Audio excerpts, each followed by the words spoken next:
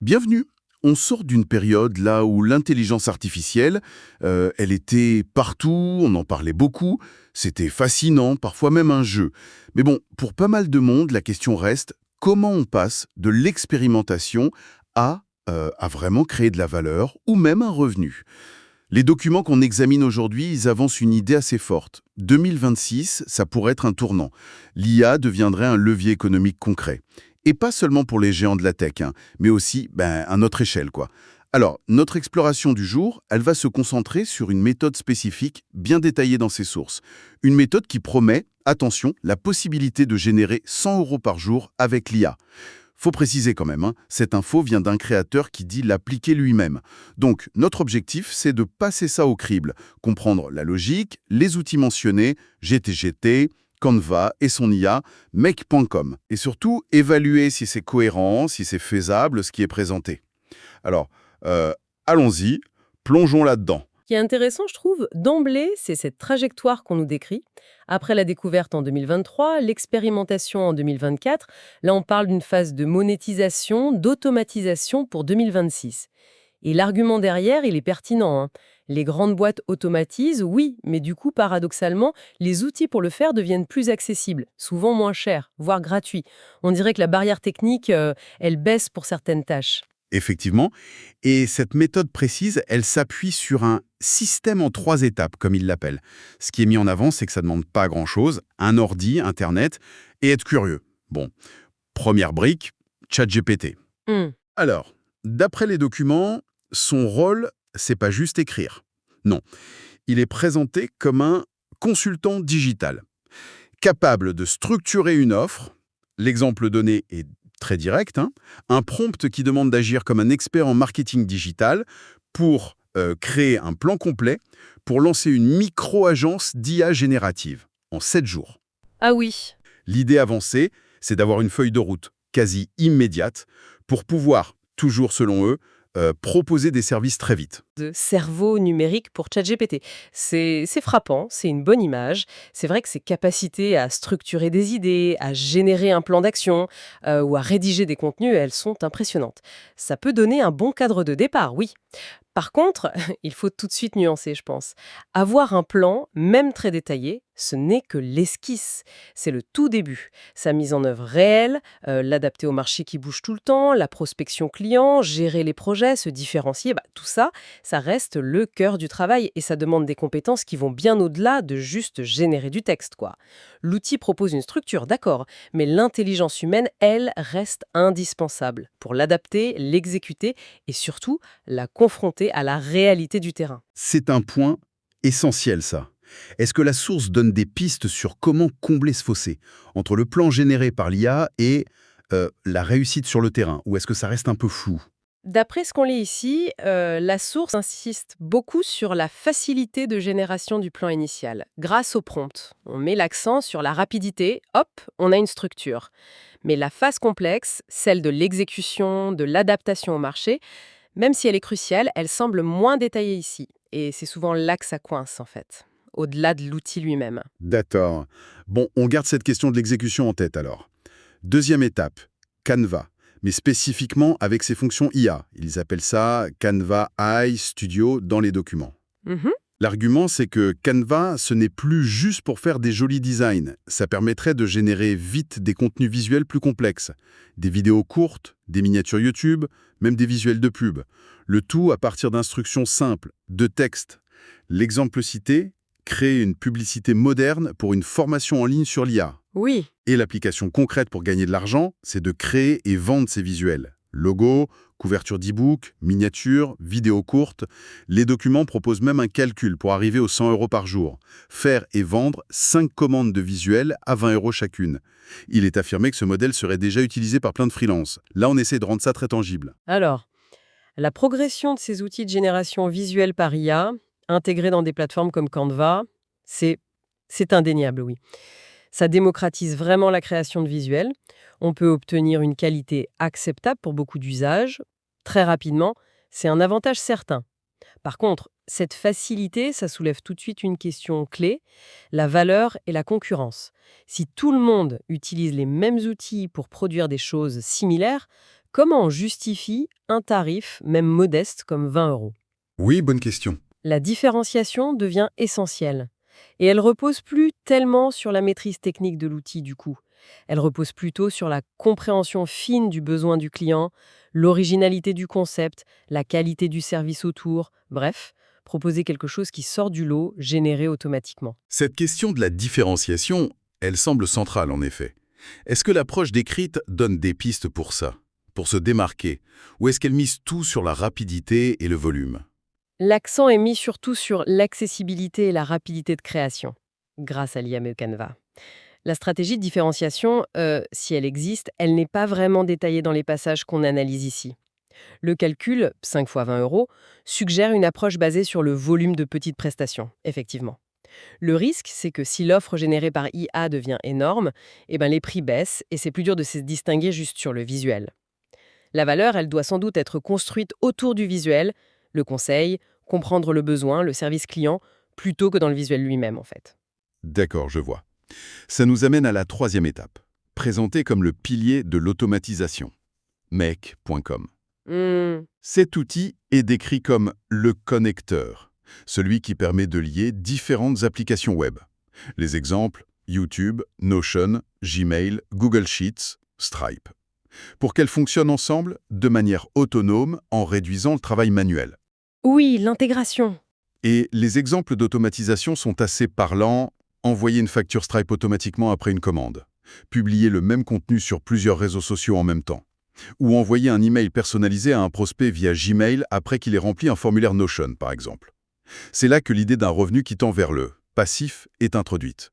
Parce que les systèmes, une fois configurés, sont censés tourner en continu. Alors make.com ou ses cousins comme Zapier, oui, c'est vraiment le cœur de ce qu'on appelle l'automatisation des workflows, des flux de travail. Leur force, c'est de faire communiquer des applications qui sinon resteraient chacune dans leur coin. Ça permet de gagner un temps fou sur les tâches répétitives et ça offre une scalabilité intéressante. On peut gérer plus de volume sans forcément travailler plus d'heures. Par contre, l'idée d'un revenu purement passif grâce à ça, il faut la nuancer fortement. Concevoir, mettre en place et surtout maintenir ces scénarios d'automatisation, ça demande une vraie réflexion stratégique et un travail initial non négligeable. Il faut bien identifier les processus, vérifier que les connexions sont fiables, gérer les erreurs et adapter tout ça quand les applications se mettent à jour, ce qui arrive tout le temps. Le passif, il repose souvent sur beaucoup d'actifs en amont et un suivi régulier.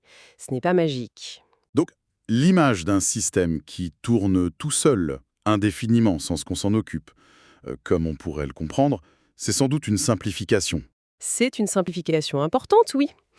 L'automatisation réduit l'intervention manuelle récurrente, c'est vrai, mais ça ne supprime pas le besoin de superviser, d'optimiser, de maintenir. Un workflow automatisé, ça peut tomber en panne. Une API peut changer. Un besoin métier peut évoluer. L'automatisation, c'est un levier d'efficacité super puissant, mais ça demande une gestion active pour que ça reste pertinent et fonctionnel sur la durée. L'idée d'un système secret totalement autonome, ça relève plus du discours marketing que de la réalité opérationnelle pour la plupart des gens. Ces nuances sont importantes, merci. Les documents abordent ensuite un point présenté comme crucial, ce que 95% des gens ne font pas. L'observation faite, c'est que beaucoup de personnes essayent les outils séparément. Un peu de chat GPT par-ci, quelques tests sur Canva par-là, mais peu arrivent à les intégrer dans un système cohérent, qui fonctionne. Et cet éparpillement, ce serait une cause fréquente d'abandon. Mhm. La clé du succès, selon cette perspective, ce serait la focalisation. Définir un service précis, construire une offre claire autour et mettre en place une automatisation ciblée pour soutenir cette offre. L'idée, c'est de ne pas se disperser au début. C'est logique. Et pour illustrer ça, on nous donne l'exemple d'un étudiant. Cette personne vendrait des visuels pour YouTube, créés avec Canva. Elle utiliserait ChatGPT pour générer les titres, les descriptions associées, et elle gérait les commandes et la livraison via des automatisations faites avec Make.com. Le résultat avancé, c'est 3 000 € par mois pour environ 2 heures de travail par jour. Et on insiste bien, ce résultat viendrait de l'application méthodique du système, pas d'un talent individuel hors norme. Ah, donc si je comprends bien ce que dit la source, le vrai enjeu, c'est pas tant de maîtriser l'outil X ou Y, mais c'est leur orchestration. C'est ça l'idée centrale. Exactement, c'est la distinction fondamentale qu'ils mettent en avant ici. La valeur ne résiderait pas dans l'expertise isolée sur chaque plateforme, mais dans leur intégration stratégique pour créer un processus optimisé. L'analogie des briques et de la maison est pertinente. Avoir les outils, ça ne suffit pas. Il faut savoir comment les assembler pour créer quelque chose de fonctionnel. L'exemple de l'étudiant, tel qu'il est rapporté, il vise à montrer que la discipline, la persévérance dans la construction et l'optimisation de ce système, eh bien, c'est plus déterminant que d'être un virtuose sur chaque appli pris séparément. Et ça rejoint ce qu'on disait sur l'exécution. Le système, c'est une tentative de structurer et de simplifier cette exécution, justement. Ceci dit, analyser pourquoi 95% des gens ne font pas ce système, comme l'affirme le document, c'est intéressant aussi. Au-delà du simple manque de persévérance, ça peut pointer vers des difficultés bien réelles. La complexité qu'implique-t-il d'intégrer plusieurs retenus, par exemple? Le besoin d'avoir des compétences variées, humaines, techniques, marketing et commerciales. La courbe d'apprentissage initiale pour chaque outil et pour leur intégration. Et puis le temps qu'il faut pour tester, affiner le système avant qu'il devienne rentable. La simplicité apparente du système en 3 étapes peut masquer une complexité d'implémentation qui est bien réelle en fait. D'accord. Alors, quel bilan on peut tirer de cette exploration des documents SI, si on essaye de synthétiser? L'argument central, c'est que l'IA met à disposition des outils de production, idées, textes, visuels, via ChatGPT et Canva, et d'automatisation liés les processus via make.com, qui sont très accessibles. Oui. Et une idée forte qui revient, c'est que l'IA ne remplacera pas les humains, mais plutôt ceux qui choisissent de ne pas l'adopter dans leur travail. Effectivement, l'analyse présentée dans ces sources, elle dessine une sorte de bifurcation pour l'avenir proche. D'un côté, ceux qui consomment l'IA comme un outil passif ou un divertissement, et de l'autre, ceux qui en vivent, c'est-à-dire ceux qui l'intègrent activement pour créer de la valeur, que ce soit par de nouveaux services, des produits, ou en optimisant ce qui existe déjà.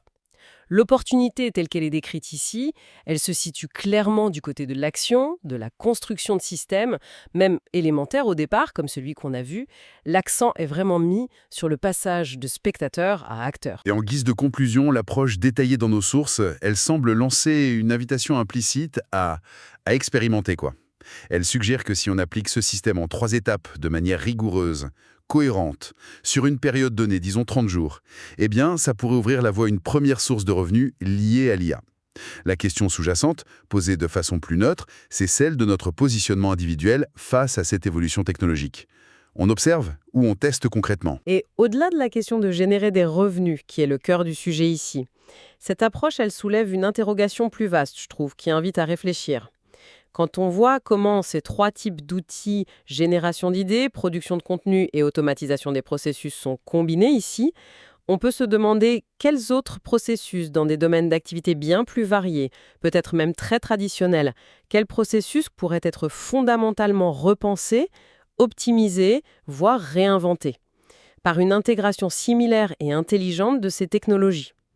La vraie portée de cette approche, ce n'est peut-être pas seulement de créer une micro-agence d'IA, c'est peut-être de fournir un modèle pour repenser le travail lui-même dans plein de secteurs à l'ère de l'automatisation assistée par l'IA.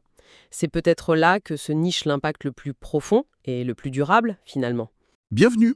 On sort d'une période là où l'intelligence artificielle, elle était partout, on en parlait beaucoup, c'était fascinant, parfois même un jeu. Mais bon, pour pas mal de monde, la question reste comment on passe de l'expérimentation à vraiment créer de la valeur ou même un revenu. Les documents qu'on examine aujourd'hui, ils avancent une idée assez forte. 2026, ça pourrait être un tournant. L'IA deviendrait un levier économique concret. Et pas seulement pour les géants de la tech, mais aussi à notre échelle, quoi.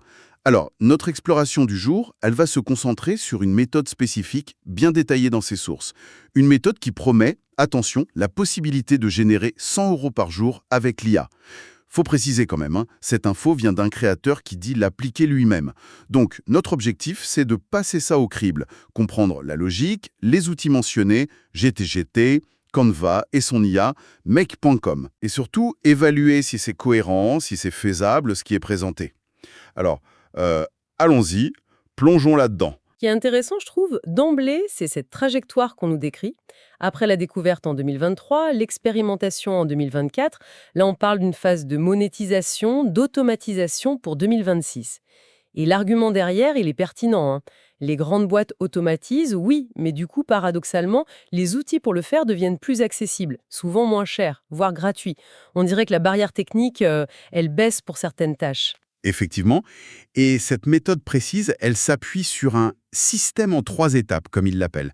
Ce qui est mis en avant, c'est que ça ne demande pas grand-chose, un ordi, Internet, et être curieux. Bon, première brique, ChatGPT. Hmm. Alors, d'après les documents, son rôle, c'est pas juste écrire. Non, il est présenté comme un consultant digital, capable de structurer une offre.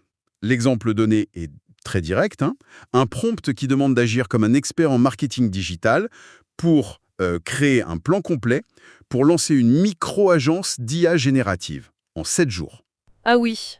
L'idée avancée, c'est d'avoir une feuille de route quasi immédiate pour pouvoir, toujours selon eux, proposer des services très vite. De cerveau numérique pour ChatGPT. C'est frappant, c'est une bonne image. C'est vrai que ses capacités à structurer des idées, à générer un plan d'action ou à rédiger des contenus, elles sont impressionnantes. Ça peut donner un bon cadre de départ, oui.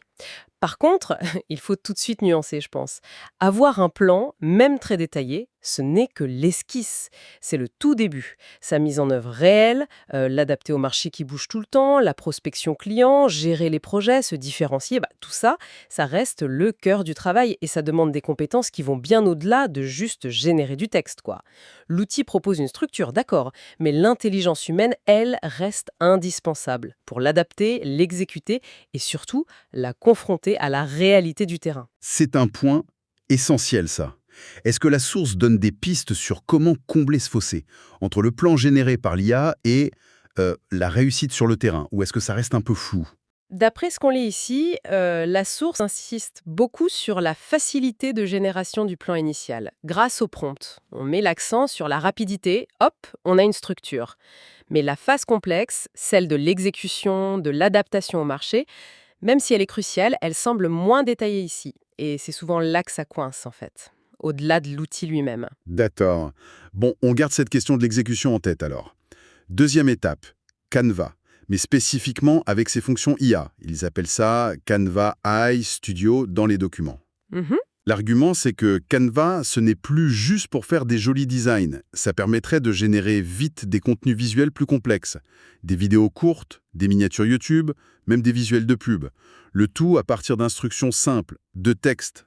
L'exemple cité, créer une publicité moderne pour une formation en ligne sur l'IA. Oui. Et l'application concrète pour gagner de l'argent, c'est de créer et vendre ces visuels. Logo, couverture d'e-book, miniatures, vidéos courtes.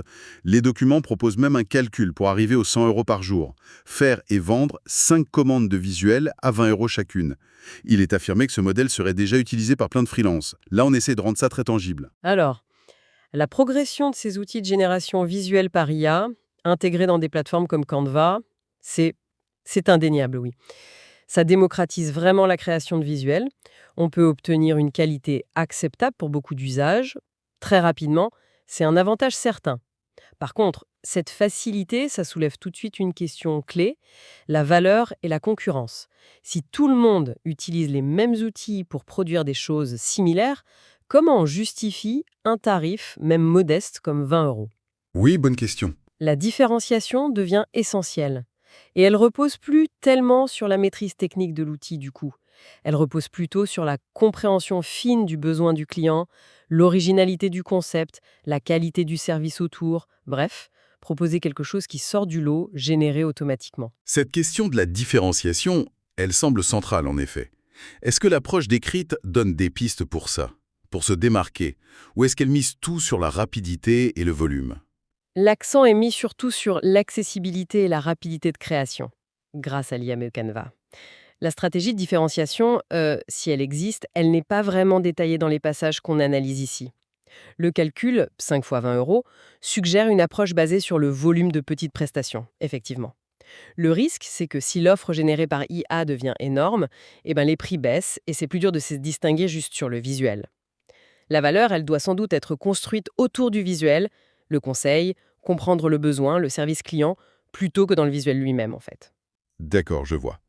Ça nous amène à la troisième étape, présentée comme le pilier de l'automatisation, make.com. Cet outil est décrit comme le connecteur, celui qui permet de lier différentes applications web. Les exemples, YouTube, Notion, Gmail, Google Sheets, Stripe. pour qu'elles fonctionnent ensemble de manière autonome en réduisant le travail manuel. Oui, l'intégration. Et les exemples d'automatisation sont assez parlants. Envoyer une facture Stripe automatiquement après une commande.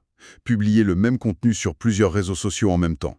Ou envoyer un email personnalisé à un prospect via Gmail après qu'il ait rempli un formulaire Notion, par exemple. C'est là que l'idée d'un revenu qui tend vers le passif est introduite. Parce que les systèmes, une fois configurés, sont censés tourner en continu. Alors Make.com ou ses cousins comme Zapier, oui, c'est vraiment le cœur de ce qu'on appelle l'automatisation des workflows, des flux de travail.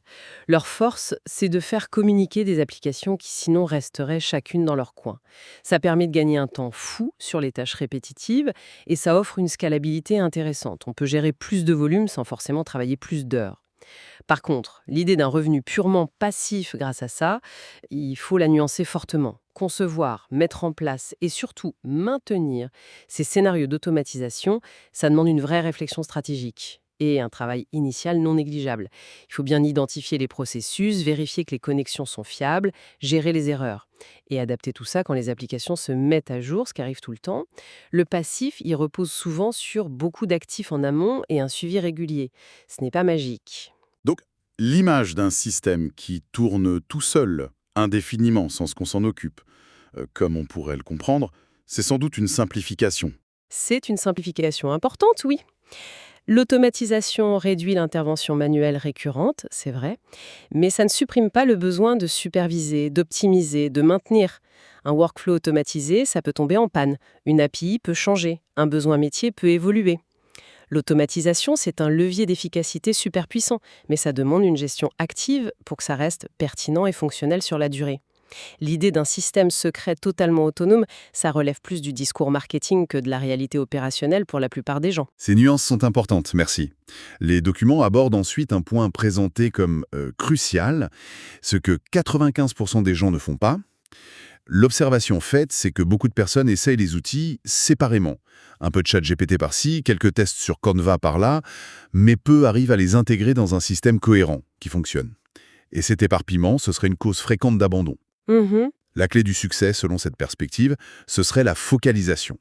Définir un service précis, construire une offre claire autour et mettre en place une automatisation ciblée pour soutenir cette offre. L'idée, c'est de ne pas se disperser au début. C'est logique. Et pour illustrer ça, on nous donne l'exemple d'un étudiant. Cette personne vendrait des visuels pour YouTube, créés avec Canva. Elle utiliserait ChatGPT pour générer les titres, les descriptions associées, et elle gérait les commandes et la livraison via des automatisations faites avec Make.com.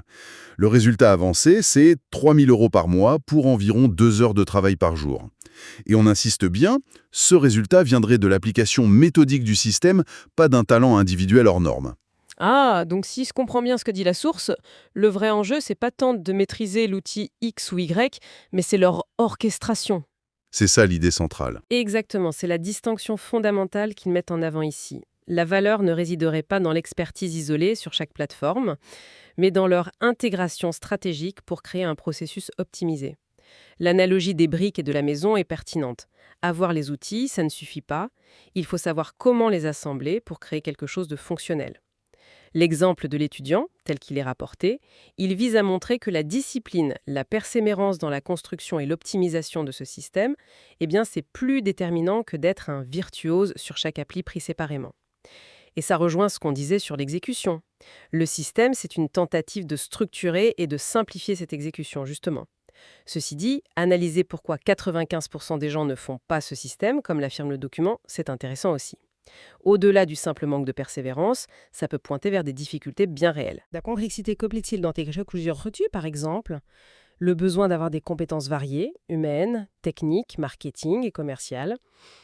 La courbe d'apprentissage initiale pour chaque outil et pour leur intégration. Et puis le temps qu'il faut pour tester, affiner le système avant qu'il devienne rentable. La simplicité apparente du système en 3 étapes peut masquer une complexité d'implémentation qui est bien réelle en fait. D'accord.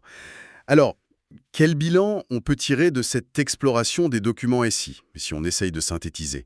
L'argument central, c'est que l'IA met à disposition des outils de production, idées, textes, visuels, via ChatGPT et Canva, et d'automatisation liés les processus via Make.com, qui sont très accessibles. Oui, Et une idée forte qui revient, c'est que l'IA ne remplacera pas les humains, mais plutôt ceux qui choisissent de ne pas l'adopter dans leur travail. Effectivement, l'analyse présentée dans ces sources, elle dessine une sorte de bifurcation pour l'avenir proche.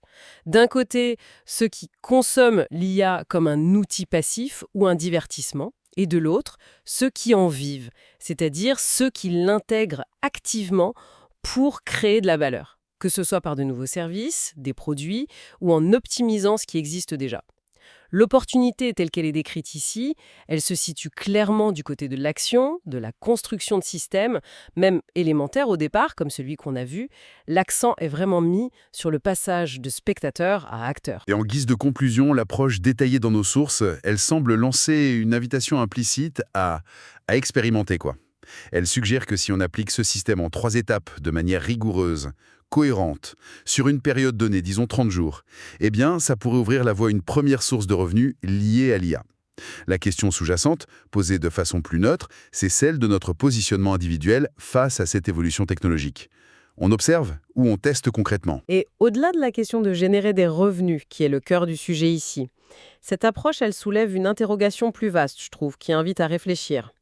Quand on voit comment ces 3 types d'outils, génération d'idées, production de contenu et automatisation des processus sont combinés ici, on peut se demander quels autres processus dans des domaines d'activité bien plus variés, peut-être même très traditionnels, quels processus pourraient être fondamentalement repensés, optimisés, voire réinventés, par une intégration similaire et intelligente de ces technologies.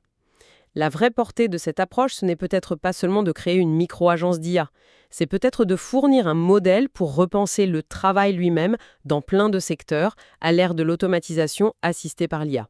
C'est peut-être là que se niche l'impact le plus profond et le plus durable, finalement.